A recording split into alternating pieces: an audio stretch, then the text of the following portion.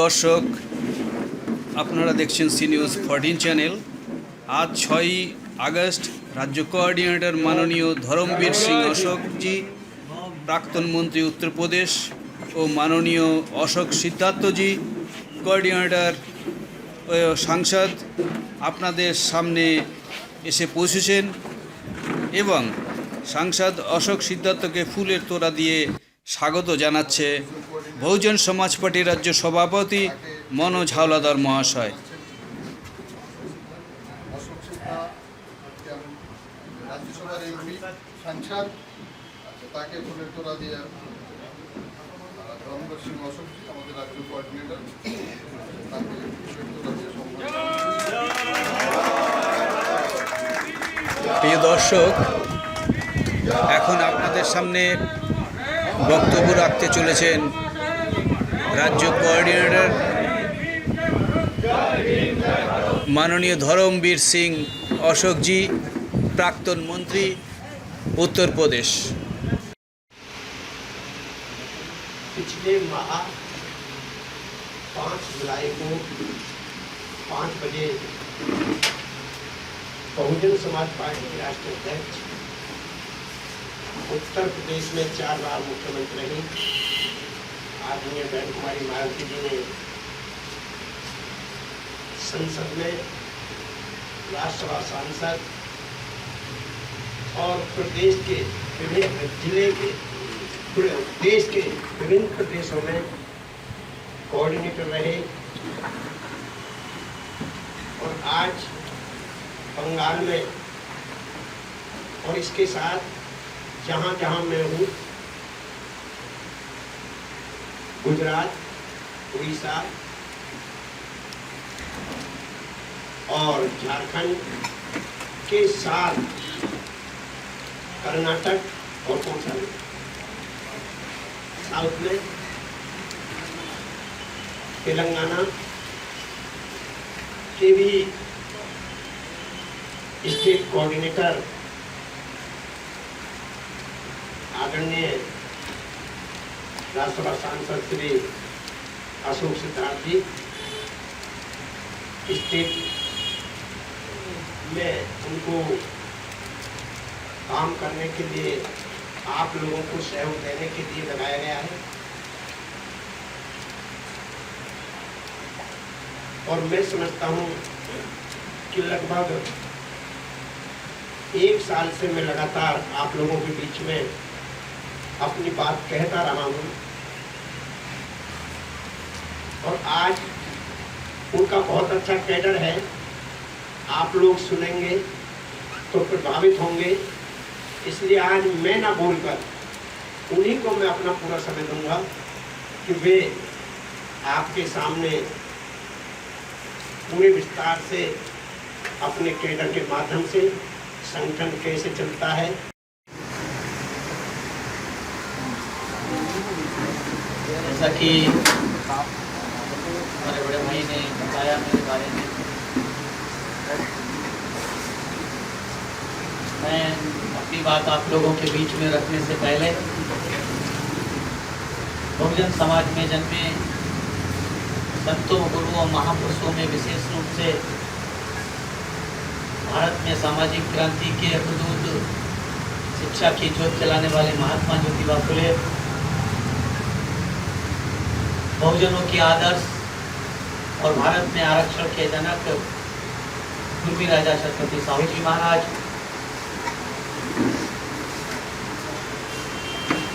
इस बंगाल रीजन में लोगों में अलग जगाने वाले गुरचंद ठाकुर, रक्षण ठाकुर जी, दक्षिण भारत में समाज परिवर्तन को, आंदोलन को बुलंद करने वाले पंडित पेरियार, श्री नारायण गुरु, सही माने में शोषितों की लड़ाई को पूरे भारतवर्ष में कामयाब बनाने वाले भारतीय संविधान के निर्माता विश्व रत्न बोधि सत्य बाबा साहब डॉक्टर भीमराव अम्बेडकर, और उनके बाद इन महापुरुषों के कारवां को मंजिले मकसूद तक पहुंचाने के लिए अपना सर्वस्व न्यौछावर करने वाले पाम से TS4 और बहुजन समाज पार्टी के संस्थापक, इस सदी के महानायक मानवर श्री कांसीराम साहब के चरणों में अपने श्रद्धा के सुमन अर्पित करते हुए मैं बहुजन समाज पार्टी की राष्ट्रीय अध्यक्ष और आबादी के हिसाब से इस देश के सबसे बड़े सूबे उत्तर प्रदेश की 4 बार मुख्यमंत्री रही परम आदरणीय बहन जी को अपना आदर्श और अपना प्रेरणा स्रोत मानते हुए उन्हें अपने हृदय की गहराइयों से कोटि कोटि आभार व्यक्त करता हूँ कि उन्होंने मुझ जैसे एक साधारण से कार्यकर्ता को न सिर्फ उत्तर प्रदेश के उच्च सदन में भेजने का काम किया, बल्कि देश के सर्वोच्च सदन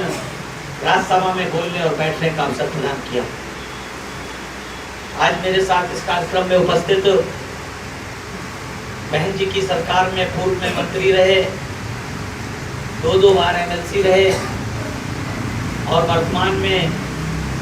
वेस्ट बंगाल, उड़ीसा, झारखंड, गुजरात के साथ साथ उत्तर प्रदेश के कई मंडलों के इंचार्ज बड़े भाई धर्मवीर अशोक जी, बंगाल यूनिट के प्रदेश अध्यक्ष भाई मनोज दा जी, हमारे आदरणीय बहन जी की निर्देश पे लगाए गए इधर के स्टेट के जो लोकल क्षेत्र के कोऑर्डिनेटर लगाए जाते हैं वो भाई प्रणव भाई, अचितो जी और सीता जी, हमारे ठेकेदार और हमारे सामने वेस्ट बंगाल के सभी छोटे बड़े बहुत ही सम्मानित कार्यकर्ता और पदाधिकारीगण। मैं Bahujan Samaj party state in charge की हैसियत से आप सबका अपने हृदय की गहराइयों से हार्दिक स्वागत, अभिनंदन और वंदन करता हूँ। मैं अपनी बात 4 लाइनों के साथ शुरू करता हूँ कि जिंदगी दी है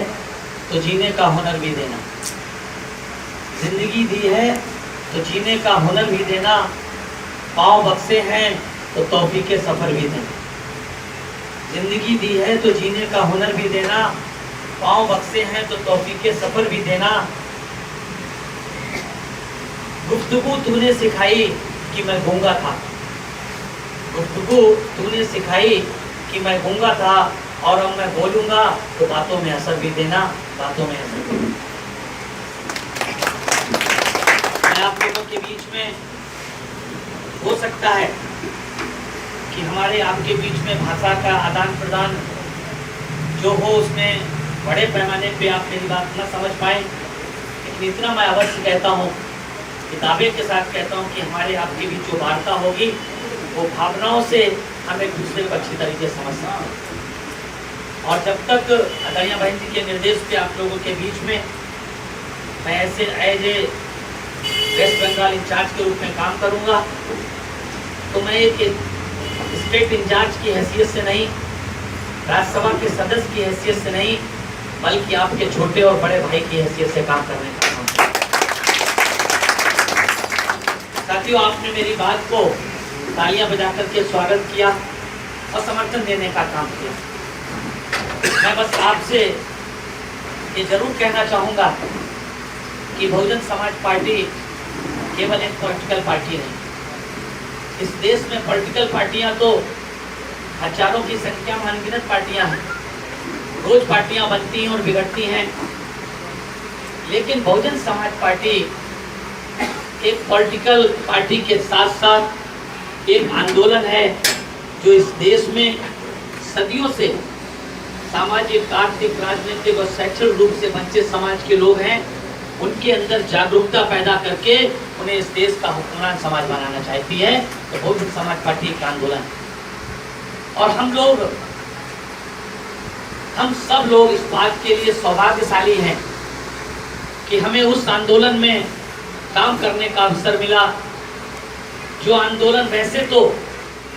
आज से लगभग 2500 साल पहले स्टार्ट हुआ था इस देश में समतामूलक समाज स्थापित करने का। लेकिन हम 2500 साल पहले ना भी जाएं तो कम से कम आधुनिक भारत में हम इतना तो देख ही सकते हैं कि जो लगभग 108 वर्ष लंबा संघर्ष था, यानी कि हरिचंद ठाकुर और गुरुचंद ठाकुर से लेकर के महात्मा ज्योतिबा फुले, नारायण नागरू, धनंजय पेरियार, बाबा साहब डॉक्टर भीमराव अम्बेडकर तक,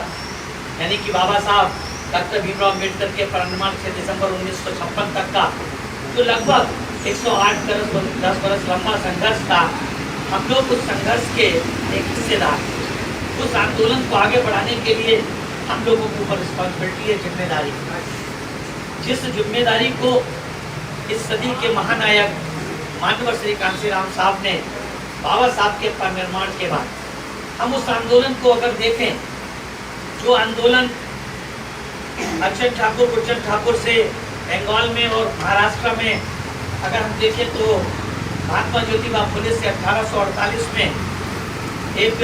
पूना के एक गर्ल्स स्कूल को, एक स्त्रियों के लिए, लड़कियों के लिए स्कूल खोल करके जो उन्होंने शिक्षा के क्षेत्र में जागृति पैदा करने के लिए जो आंदोलन की शुरुआत की थी। क्योंकि हम लोग अच्छी तरीके से जानते हैं कि भारत कभी सोने की चिड़िया कहलाता था, और भारत सोने की चिड़िया तब कहलाता था जब इस देश में, इस देश के मूल निवासियों का शासन हुआ करता, या इस देश में जब सम्राट अशोक के सपनों का भारत, सम्राट अशोक का शासनकाल हुआ करता था। यानी कि जब इस देश में समतामूलक समाज था तब ये देश सोने की चिड़िया कहलाता था। इस देश पे आर्यों से लेकर के और ब्रिटिश हुक्मरान तक तमाम लोगों ने शासन करने का काम किया। ब्रिटिश आए इस देश में, शेख, सैयद, मुस्लिम, कुषाण, गौड़, तमाम विदेशी शक्तियाँ आई, और बाद में अगर हम देखें तो डच, फ्रेंच, पुर्तगीज से लेके अगर हम देखें तो ब्रिटिश हुक्मरान तक ने इस देश पे शासन किया। और वेस्ट बंगाल के लोग तो खास तौर से ब्रिटिश हुक्मरान के समय में ये वेस्ट बंगाल उनकी राजधानी हुआ करता था, क्योंकि जो भारत की राजधानी दिल्ली है, हम सब जानते हैं 1911 में भारत की राजधानी दिल्ली बनी। उससे पहले राजधानी तो अपनी कोलकाता ही होती थी, जो उस समय कलकत्ता कहलाता था, कोलकाता कहलाता था। आज हम लोग वेस्ट बंगाल के रूप में जिस जगह को जानते हैं। तो ब्रिटिश हुक्मरान जितने भी यहाँ पर आक्रमणकारी कहें या इन्वेडर कहें, जो भी आए, उन लोगों ने इस देश के रहने वाले लोगों के लिए न शिक्षा के क्षेत्र में और न समतामूलक समाज स्थापित करने के लिए काम किया। लेकिन समय ये कहता है, इतिहास ये बताता है कि जब जब वो कहते हैं कि गत की चेतना में अवरोध मुकर हो जाता है और वातावरण में एक कुहासा छा जाता है, कि यानी कि क्लाउडीनेस हो जाता है, तब युग की प्रेरक शक्तियाँ किसी न किसी ऐसे महामानव को जन्म देती हैं जो अपनी वाणी के प्रकाश से उस कुहासे को, उस अंधेरे को छांट करके सब चांदनी बरसाने का काम है। हम तथागत गौतम बुद्ध से लेकर के सम्राट अशोक और तमाम ऐसे शासक हुए हैं, कनिष्क से लेकर के और हर्षवर्धन तक होते हुए जब हम आधुनिक भारत में आते हैं, तो जब ब्रिटिश हुक्मरान इस देश में आए तो जिस समाज को, चाहे वो बहुजन समाज जिसे हम कह सकते हैं, उस समाज को शिक्षा के अधिकार थे। उस समाज के लोगों को जानवरों से भी बढ़कर जीवन जीने पर मजबूर किया जाता है। उस समाज के लिए ब्रिटिश हुक्मरान ने एक काम जरूर किया, और अपने लालच में, अपने फायदे के लिए किया। क्योंकि हम लोग अच्छी तरीके से जानते हैं कि हम अपना व्यापार करें, इसके संबंधों को आगे बढ़ाने का काम करें, तो माध्यम होता है भाषा। भाषा, लैंग्वेज एक माध्यम होती है जिससे हम अपने को एक दूसरे से कनेक्ट कर सकते हैं। और ब्रिटिश हुक्मरान जब ईस्ट इंडिया कंपनी के रूप में भारत में आए, तो हम लोग अच्छी तरीके से अभी ब्रिटिश हुक्मरान ने एक बात जरूर देखी कि भारत वो विविधता वाला देश है, और वो विविधता वाले देश में तमाम तरह की बोली भाषाएं इस्तेमाल होती हैं। तो उन्होंने सोचा हम सारी भाषाएं नहीं सीख सकते हैं, इसलिए हम अपनी भाषा अंग्रेजी इनको सिखाने का काम करें। और उन्होंने इस देश में स्कूल खोलने का काम किया, और उन स्कूलों में इस देश में रहने वाले लोगों को शिक्षा का थोड़ा थोड़ा अधिकार मिला, और लोगों को शिक्षा का जब अधिकार मिला, तो शिक्षा के अधिकार की बदौलत हम देखते हैं कि महात्मा ज्योतिबा फुले ने महाराष्ट्र में बड़े पैमाने पर 1848 से स्कूल खोलने का काम किया। 1848 वो वर्ष था जब न सिर्फ भारत में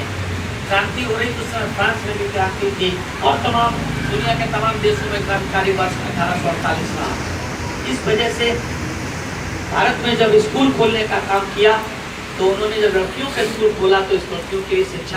शिक्षक की जरूरत पड़ी। जब शिक्षकों की जरूरत पड़ी तो उन्होंने सबसे पहला काम क्या किया,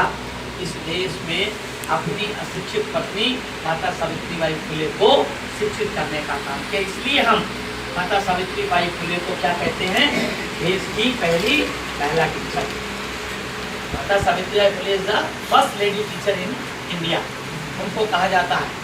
और उन्होंने उनके साथ साथ हम एक बात और जानते हैं, जिन्होंने इस देश में महात्मा ज्योतिबा फुले को अपने घर में शरण देने का काम किया, जब उन्हें घर से निष्कासित किया